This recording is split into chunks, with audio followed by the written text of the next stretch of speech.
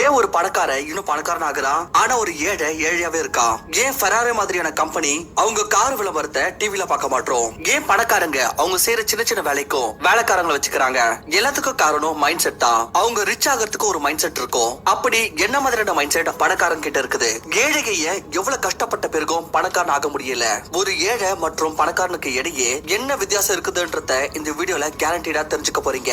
இது உங்களோட லைஃப்ல ஃபாலோ பண்ணீங்கன்னா உங்க வாழ்க்கையிலும் ஒரு மிகப்பெரிய மாற்றம் வரும். சோ வாங்க ஆரம்பிக்கலாம். ஃப்ரெண்ட்ஸ், இன்னைக்கு நம்ம poor mindset and rich mind செட்க்கு இடையே என்ன டிஃபரன்ஸ் இருக்குதுன்னு பார்க்க போறோம். அதுக்கு நாங்க ரெண்டு புக்ஸ் உடைய உதவி எடுத்திருக்கோம். Rich dad and poor dad and 7 habits of highly effective people. Friends, எல்லாத்த விட முதல் டிஃபரன்ஸ் ஒரு poor mindset and rich mind செட்க்கு இடையே என்னன்னா, ரிச் மைண்ட் செட் ஆட்கள் அவங்களுக்காக முதல்ல அசெட்ஸ் உருவாக்குவாங்க.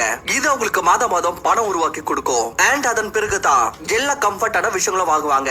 ஆனா ஏழை மைண்ட் செட் உள்ள மக்கள் காமச்சிக்கத்துக்காக, ஷோக்காக எல்லா யூசர்ஸ் விஷயங்களும் வாங்கிடுறாங்க. அதன் பிறகு அவங்க கிட்ட காசை மிச்சத்துல ஒரு நல்ல இடத்துல இன்வெஸ்ட் பண்றதுக்கு அண்ட் முழு வாழ்க்கையும் ஏழையாவே வாழ்ந்துடுறாங்க. இதுக்கான ஒரு ரியல் லைஃப் எக்ஸாம்பிள் தர விரும்புறேன். காலேஜ் டைம்ல நான் ஒரு காலனில தங்கிட்டு இருந்தேன். அங்க ஒரு 6-7 வீடு இருந்துச்சு. எல்லாமே பாத்தீங்கன்னா ரொம்ப பெருசா அழகா டிசைன் பண்ணப்பட்ட வீடுகள். அண்ட் அந்த எல்லா வீட்லயும் வெறும் ஒரு வீடு பாத்தீங்கன்னா இன்கம்ப்ளீட்டா இருந்துச்சு. அண்ட் அது ஒரு பிசினஸ் மேனுடைய வீடு. மிச்ச எல்லா வீடும் டாக்டர்ஸ், இன்ஜினியர்ஸ், ப்ரொஃபசர்ஸோட தான் இருந்துச்சு. அண்ட் நான் தங்கிட்டு இருந்த இடத்துல வெறும் என்னுடைய அங்கிள் அண்ட் ஆன்டி மட்டும் தான் இருந்தாங்க. இவங்க ரெண்டு பேரும் ஒரு பிரைவேட் யூனிவர்சிட்டில இருந்து ரிட்டையர் ஆனவங்க ஆஸ் அ ப்ரொஃபசர். இதனால அவங்களுக்கு எந்த ஒரு பென்ஷனும் கிடைக்கல. நான் முதல் வாட்டி அவங்களோட வீட்டுக்கு போனப்ப எனக்கு தோணுச்சு அவங்க ரொம்பவே ரிச்சா இருக்காங்கன்னு. அவங்க கார்ல இருந்து இன்டீரியர் டிசைனிங், பர்னிச்சர் எல்லா விஷயமும் பெர்ஃபெக்ட்டா இருந்துச்சு. நான் அவங்களோட ஃபர்ஸ்ட் ஃப்ளோர்ல ஒரு ரூம்ல தங்கிட்டு இருந்தேன். நான் நிறைய வாட்டி நோட்டீஸ் பண்ண அங்கிள் அண்ட் ஆன்டிக்கு இடையே சண்டைகள் ஏற்பட்டது காசன் காரணத்தினால. எதனா ஒரு எக்ஸஸ் செலவு அவங்களுக்கு இடையே டென்ஷன் கிரியேட் பண்ணிருது. நான் ஒரு வாட்டி அங்கிள் கூட பால்கனில உட்கார்ந்துட்டு இருந்தேன். நான் அவர்கிட்ட கேட்டேன், உங்களோட பக்கத்து வீட்டுக்காரர் அவரோட வீட்டை கம்ப்ளீட் பண்ணலையா என்னன்னு. இது குறித்து அவர் சொன்னாரு, ஆமா அவர் ரொம்பவே கஞ்ச பேசினாரி, காரம் நார்மலா தான் வச்சிருக்காரு, ஒரே ஃப்ளோர் தான் கட்டிருக்காரு. இவங்க காரணத்தினால நம்மளோட காலனியும் பாத்தீங்கன்னா பார்க்க அவ்வளவு நல்லாவே இல்ல. தெரியல அவங்க காசு செலவு பண்றாங்களா இல்லையான்னு. அண்ட் இந்த முழு ஸ்டோரிய ரிச் டாட் புவர் டாட் கூட கம்பேர் பண்ணப்போ எனக்கு தெரிய வந்துச்சு, ஒன், அங்க வெறும் ஒரு பிசினஸ் பண்ணோட வீடு மட்டும் தான் இருந்தது. அதுவும் வெறும் ஒரே ஒரு ஃப்ளோர் தான். அண்ட் வெறும் சில வருஷங்களுக்கு பிறகு அதே வீடு அந்த காலனிலேயே ரொம்ப பெரிய வீடு ஆயிடுச்சு. அவங்க மொத்தம் 3 ஃப்ளோர்ஸ் கட்டிட்டாங்க, அதுவும் ரொம்ப அழகா. செகண்ட், அங்கிள் ஹோண்டா சிட்டி வச்சிருக்காரு, ஆனா டிராவல் ஸ்கூட்டர்ல பண்றாரு. வாய்ப்பு இருக்கு அவங்களோட காசு சேமிக்கிறதுக்காக அவங்க இந்த மாதிரி செய்யலாம். பட் ஆனா எனக்கு நல்லாவே தெரியும், வெளிய இருந்து பார்க்க அவங்க ரொம்பவே பணக்காரனா தெரிஞ்சாங்க. ஆனா குள்ள இருந்து அவங்களுக்கு காசுக்கான குறைவு இருந்துச்சு. இதன் காரணத்தினாலேயே அவருக்கும் அவரோட வைஃப்க்கு இடையே பிரச்சனை ஏற்பட்டது. அண்ட் ஃப்ரெண்ட்ஸ், புவர் மென்டாலிட்டி உள்ள ஆட்கள் இந்த மாதிரியான தவறுகள் தான் செய்யறாங்க. சேலரி 15,000 ரூபாய் தான் இருக்கும், ஆனா ஐபோன் 50,000 ரூபாய் கொடுத்து வாங்குவாங்க. எவ்வளவு அவசியம் இருக்கோ அதை விட பெரிய வண்டி லோன்ல வாங்கிடுவாங்க. 10,000 ரூபாய் கொடுத்து ஜீன்ஸ் வாங்குவாங்க, ஷூஸ் வாங்குவாங்க. ஆனா பணக்கார மைண்ட் செட் உள்ள ஆட்கள் இந்த விஷயத்தை கால்குலேட் பண்ணுவாங்க, அந்த ப்ராடக்ட் அவங்களுக்கு ஆக்சுவல் வேல்யூ ப்ரொவைட் பண்ணதானே. அண்ட் அதன் பிறகுதான் அதுக்கு பே பண்ணுவாங்க. அடுத்த பாயிண்ட் வந்து, ரிச் மென்டாலிட்டி உள்ள ஆட்கள் எல்லாத்துக்கும் பதிலா அவங்களுக்கு பே பண்ணிப்பாங்க. அதன் பிறகுதான் மற்றவங்களுக்கு. உங்களை ஏகப்பட்ட ஆட்கள் ரிச் டாட் புவர் டாட் புக்க படிச்சிருப்பீங்க, ஆனா ரொம்பவே கம்மியான ஆட்களுக்கு மட்டுமே ராபர்ட் அண்ட் அவங்களோட வைஃப் கிம் கியோசகியோட ஆக்சுவல் ஸ்டோரி தெரிஞ்சிருக்கும். இவங்க ரெண்டு பேருடைய கல்யாணத்துக்கு முன்னாடி ராபர்ட்க்கு ஏகப்பட்ட கடன் இருந்தது. இவங்க ரெண்டு பேரும் விரும்பினாங்க அவங்களுடைய லைஃபை இம்ப்ரூவ் பண்ணணும்னு.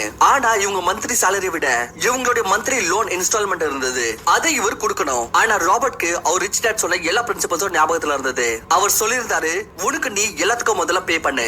இதனாலதான் ராபர்ட் சொல்றாரு, எப்பவுமே நம்ம சாலரியோட 20% சேவ் பண்ணணும். நம்ம கடன் வாங்கின மக்கள் கிட்ட இருந்து எவ்வளவு பிரஷர் வந்தாலும் சரி, அந்த பிரஷரை ஆஸ் a மோட்டிவேஷனா யூட்டிலைஸ் பண்ணணும். அண்ட் எக்ஸ்ட்ராவா வேலை செஞ்சு இன்ஸ்டால்மெண்ட்காக காசு சேர்க்கணும். ஏன்னா இவருக்கு நல்லாவே தெரியும், அப்படி இவர் முதல்லயே கடனை கொடுக்க ஆரம்பிச்சிட்டாருனா அண்ட் இவருக்காக எதுவுமே சேவ் பண்ணலனா அப்ப இவரால எப்பவுமே பணக்காரர் ஆக முடியாது. அண்ட் அதன் பிறகு இவர் சேவ் பண்ண காசை வச்சுதான் மிச்ச இன்வெஸ்ட்மெண்ட்ஸ் பண்ணாரு. அண்ட் ஃபைனலி மில்லியனர் ஆகினாரு. ஃப்ரெண்ட்ஸ், நம்மள மேக்ஸிமமான ஆட்கள் இந்த தவறு செய்யறோம். நம்ம யோசிக்கிறோம் முதல்ல நம்மளோட எல்லா கடனையும் தீப்போன்னு, அண்ட் அதன் பிறகு சேவிங்ஸ் ஸ்டார்ட் பண்ணுவோன்னு. இல்ல நம்ம சேலரியோட எல்லா செலவுக்கு அப்புறம் என்ன இருக்குதோ அதை சேவ் பண்ணலாம்னு நினைக்கிறோம். ஆனா வாரன் பஃபெட் சொல்றாரு, முதல்ல காசு சேவ் பண்ணு அண்ட் அதன் பிறகு மிச்சத்தை செலவு பண்ணு. அப்படி உங்களோட சேலரி கம்மியா இருந்துச்சுன்னா அப்போ உங்க சேலரியோட மினிமம் 20% சேவ் பண்ணுங்க. வெல், ஆப்வியஸ்லி சேவிங்ஸ் உங்களை பணக்காரன் ஆக்காது. அதன் பிறகு நீங்க அந்த காசை இன்வெஸ்ட் பண்ணணும் லாஜிக்கலி. ஆனா இது ஃபர்ஸ்ட் அண்ட் ரொம்பவே நெசசரியான ஸ்டெப் பணக்காரன் ஆகிறதுக்கு. நெக்ஸ்ட் பாயிண்ட் சொல்லுது, பணக்கார மைண்ட் செட் உள்ள ஆட்கள் அவங்களோட வாழ்க்கை முழுவதும் அவங்க ஸ்கில் செட்டை இம்ப்ரூவ் பண்ணிக்கிட்டே இருப்பாங்க. இந்த பிரின்சிபலை The 7 Habits of Highly Effective People புக்ல ஷார்பன் தி சா அப்படின்னு சொல்லிருக்காங்க. நீங்க எப்படா நோட்டீஸ் பண்ணிருக்கீங்களா, ரொம்ப காஸ்ட்லியான ப்ராடக்ட்ஸோட அட்வர்டைஸ்மெண்ட் எப்பவுமே டிவில வராது. எப்பவுமே ஃபெராரி அவங்க டிவில அட்வர்டைஸ்மெண்ட் பண்ணி அவங்களோட காரை வாங்கிக்கோன்னு சொல்ல மாட்டாங்க. எந்த ஒரு ஹெலிகாப்டர் கம்பெனி, எந்த ஒரு பிரைவேட் ஜெட் கம்பெனி உங்களுக்கு அவங்களோட ப்ராடக்ட்டை காமிக்க காசு செலவு பண்ண மாட்டாங்க. ஆனா இப்ப கேள்வி என்னன்னா, இதுக்கான காரணம் என்ன? மேக்ஸிமம் பாப்புலேஷன் டெலிவிஷன் டிவி தானே பாக்குறாங்க. பிகாஸ் இவங்களுக்கு நல்லாவே தெரியும் எந்த ஆட்கள்லாம் இவங்களோட ப்ராடக்ட்ட ஆக்சுவலா வாங்க முடியுமோ அவங்க அவங்களோட டைமை டெலிவிஷன்ல வேஸ்ட் பண்ண மாட்டாங்க. அதிகபட்ச மிடில் கிளாஸ் மென்டாலிட்டி உள்ள ஆட்கள் கிராஜுவேஷன், போஸ்ட் கிராஜுவேஷன், PhD எல்லாம் முடிச்சிருப்பாங்க. இதனால அவங்க யோசிக்கிறாங்க அவங்க ரெஸ்ட் டிசர்வ் பண்றாங்கன்னு, அண்ட் அவங்க வேற ஏதோ கத்துக்கவோ அவசியம் இருக்காதுன்னு. இதனால அவங்க ரிலாக்ஸ்டா வேலை முடிச்ச உடனே வீட்டுக்கு வராங்க அண்ட் டிவி பார்த்து அவங்கள ரிலாக்ஸ் பண்ணிக்கிறாங்க. இதே போலயே பல மிடில் கிளாஸ் பிசினஸ் மேன் வீட்டுக்கு வந்ததுமே நிம்மதியாக சீரியல்ஸ் பாக்குறாங்க. புது விஷயத்தை கத்துக்கிறது அவங்களோட மைண்ட்ல பிரஷர் கிரியேட் பண்ணலாம். ஆனா ரிச் மென்டாலிட்டி உள்ள ஆட்களுக்கு நல்லாவே தெரியும் அவங்க அவங்களோட ஸ்கில்ஸ் வாழ்க்கை முழுவதும் இம்ப்ரூவ் பண்ணிக்கிட்டே இருக்கணும்னு. புது விஷயத்தை கத்துக்கிறது அவங்களோட பேஷனா இருக்கும் அண்ட் இந்த விஷயத்த அவங்கள ரிலாக்ஸ் பண்ணும். அப்படி நம்ம பில் கேட்ஸ் எக்ஸாம்பிள் எடுத்துக்கணும்னா அவர் மைக்ரோசாஃப்ட்ல இருந்து ரிட்டையர் ஆயிட்டாரு. அவர் ஒரு பில்லியனரா இருக்காரு, எதுவும் செய்யறதுக்கு அவசியமே இல்ல. ஆனாலும் பாத்தீங்கன்னா அவர் அப்பப்போ ஒரு புக்ஸ் படிக்கிறாரு அண்ட் அவருடைய எல்லா புக்ஸோட நோட்ஸ் அவரோட வெப்சைட் கேட்ஸ் நோட்ஸ்ல போடுறாரு. இது ஒரு ரிச் மென்டாலிட்டியோட ஒரு பெர்ஃபெக்ட் எக்ஸாம்பிள். ஏன்னா ரிட்டையர்மெண்ட் ஆன பிறகும் பில் கேட்ஸ் அவரோட வைஃப் கூட சேர்ந்து ஒரு ஃபவுண்டேஷன் நடத்தினாரு. இதன் மூலமாக இந்த உலகத்துல ஹெல்த் ரிலேட்டட் ப்ராப்ளம்ஸ்க்கு கான்ட்ரிபியூட் பண்றாங்க. ஈவன் நம்ம இந்தியாவோட ஹெல்த் ப்ரோக்ராம்லயும் பாத்தீங்கன்னா இவங்களோட ஃபவுண்டேஷன் ஏகப்பட்ட கான்ட்ரிபியூஷன் பண்ணிருக்காங்க. ஃப்ரெண்ட்ஸ், அடுத்த பாயிண்ட் வந்து அவுட் சோர்ஸ். மேக்ஸிமம் ஆட்களுக்கு ஜாப் கிடைச்சதுமே அவங்களுக்கு இந்த ஒரு மென்டாலிட்டி வரும். நண்பா, இப்ப நம்மளோட லைஃப் செட். இதுக்கு இன்டைரக்ட்லி அர்த்தம் என்னன்னா நான் இப்போ க்ரோ பண்ண விரும்பல, நான் இதே ஜாப்ல இருப்பேன். வெல், இப்ப நம்ம இதே ஜாப்ல இருந்தோம்னா அப்ப நம்மளோட salary வெறும் இன்கிரிமெண்ட் அண்ட் ப்ரொமோஷனாலேயே கொஞ்சம் கொஞ்சமா தான் அதிகரிக்கும். சோ இதன் காரணத்தினால நம்ம ஸ்கார்சிட்டி மைண்ட் செட்ல வந்துருவோம். அதாவது காசு சேமிக்க ஆரம்பிச்சிருவோம். நம்ம ஒவ்வொரு விஷயத்துல இருந்தும் காசு சேமிக்க முயற்சி பண்ணுவோம். எலக்ட்ரிசிட்டில எப்படி காசு சேமிக்கிறது, சாப்பாடுல எப்படி காசு சேமிக்கிறது, தண்ணியோட பில் எப்படி சேமிக்கிறது அண்ட் நம்மளோட வாழ்க்கை முழுவதும் இதே ஸ்கில்லே இம்ப்ரூவ் பண்ணிட்டு இருப்போம். ஆனா பணக்கார மைண்ட் செட் உள்ள ஆட்கள் அவங்களுக்கு நல்லாவே தெரியும் அவங்க கிட்ட வேற 24 மணி நேரம் தான் இருக்குது அண்ட் ஒரு லிமிடெட் வில் பவர் தான் இருக்குது. அண்ட் அப்படி அவங்க க்ரோ ஆகணும்னா அப்ப மத்தவங்களுடைய ஹெல்ப் வாங்க வேண்டியது இருக்கும். இதனாலேயே அவங்களோட மேக்ஸிமம் வேலை, உதாரணத்துக்கு சாப்பாடு சமைக்கிறது, துணி துவைக்கிறது, டிரை பண்றது, ஈவன் ஆபீஸோட டெக்னிக்கல் ஒர்க்க அவங்க அவுட் சோர்ஸ் பண்ணிடுறாங்க அண்ட் வெறும் ரேர் அண்ட் வேல்யூபிள் ஸ்கில்ஸ் மீது மட்டுமே வேலை செய்வாங்க. சோ தட் அவங்க இன்னும் அதிகமா க்ரோ ஆக முடியும்னு. இதனால ரெண்டு லாபம் இருக்கு. ஒன்னு, அவங்க கண்ட்ரியோட எக்கனாமில அவங்க இன்னும் அதிகமா கான்ட்ரிபியூட் பண்ணுவாங்க. ரெண்டாவது, இந்த ப்ராசஸ்ல அவங்க இன்னும் அதிகபட்ச ஆட்களுக்கு ஜாப் கொடுப்பாங்க. ஆனா ஒரு புவர் மென்டாலிட்டி உள்ள ஆட்கள் இவங்களை பார்த்து ரொம்பவே கடுப்பாகுவாங்க. அட இவன் ரொம்ப ஸ்டைல் காமிச்சுக்கிறானு, வேலைக்காரன் இல்லாம வேலை செய்ய மாட்டானு. பட் ஒரு ரிச் மென்டாலிட்டி உள்ள ஆட்களுக்கு மைண்ட்ல வேற ஒரு விஷயம் போயிட்டு இருக்கும். இவங்களுடைய மெயின் குறிக்கோள் ஸ்டைல் காமிக்கிறது இல்ல, அவங்களுடைய நேரத்தை சேமிக்கணும். இது தவறாக இன்டர்பிரட் பண்ணப்படுது. வெல் ஃப்ரெண்ட்ஸ், அதுக்கு அர்த்தம் உங்களோட எல்லா வேலையும் அவுட் சோர்ஸ் பண்ணிடணும் அப்படின்னு இல்ல. அண்ட் அதன் பிறகு வீட்டுல உட்காந்துட்டு டிவி பார்க்க கூடாது. இதுக்கு அர்த்தம் என்னன்னா அப்படி நீங்க க்ரோ ஆகுறீங்கன்னா அண்ட் உங்களுக்கு மத்தவங்களோட ஹெல்ப் தேவைனா அந்த பட்சத்திலேயே நீங்க உங்களோட வேலையை அவுட் சோர்ஸ் பண்ணலாம். ஃப்ரெண்ட்ஸ், அடுத்த பாயிண்ட் சொல்லுது think win win. Human psychology பத்தி தெரிஞ்சுக்கிறதுக்காக ரிசர்ச்சர்ஸ் ஒரு எக்ஸ்பெரிமெண்ட் கண்டக்ட் பண்ணாங்க. அவங்க ரெண்டு ஆட்கள் ஒருத்தர் இன்னொருத்தர் தெரியாதவங்கள ஒரு ரூம்ல உட்கார வச்சாங்க அண்ட் டேபிள் மீது $100 வச்சுட்டாங்க. ரிசர்ச்சர்ஸ் அவங்க கிட்ட சொன்னாங்க, நீங்க இந்த $100 உங்களுக்கு எடையை பிரிச்சுக்கணும். ஆனா எங்களோட சில கண்டிஷன்ஸ் இருக்கு. கண்டிஷன் நம்பர் 1, முதல் நபர் இதை டிசைட் பண்ணுவாரு நீங்க இந்த $100 உங்களுக்கு எடையை எவ்வளவு பிரிச்சுக்க போறீங்கன்னு. கண்டிஷன் நம்பர் 2, ரெண்டாவது நபர் டிசைட் பண்ணுவாரு முதல் பர்சன் சொன்ன விஷயம் அவரு ஒத்துக்கிறாரா இல்லையான்னு. அப்படி அவர் ஒத்துக்கிட்டாருனா அவங்க ரெண்டு பேருக்குமே அந்த அளவுக்கான டாலர்ஸ் கிடைச்சிரும். அப்படி அவருக்கு இந்த முடிவு பிடிக்கலனா அப்ப யாருக்குமே எதுவுமே கிடைக்காது. இங்க ரிசர்ச்சர்ஸ் ஒரு பேட்டர்ன் பார்த்தாங்க. அப்படி முதல் நபர் $100 $50 பிரிச்சாருனா அப்ப ரெண்டாவது நபர் அதை அக்செப்ட் பண்ணிக்கிறாரு. பட் அதே 60-40 பிரிச்சாருனா அப்பவும் பாத்தீங்கன்னா ரெண்டாவது நபர் அதை அக்செப்ட் பண்ணிக்கிறாரு. பட் அதே முதல் நபர் இத 70-30 பிரிச்சாருனா அப்ப அத ரெண்டாவது நபர் அதை ரிஜெக்ட் பண்ணிடுறாரு. அண்ட் ரெண்டு பேருக்குமே எதுவுமே கிடைக்காது. அதாவது ஹியூமன் எமோஷன்ஸோட டிப்பிங் பாயிண்ட் 70-30 இருக்குது. ரிசர்ச்சர்ஸ் இந்த எக்ஸ்பெரிமெண்ட் ஏகப்பட்ட ஆட்கள் மீது கண்டக்ட் பண்ணாங்க.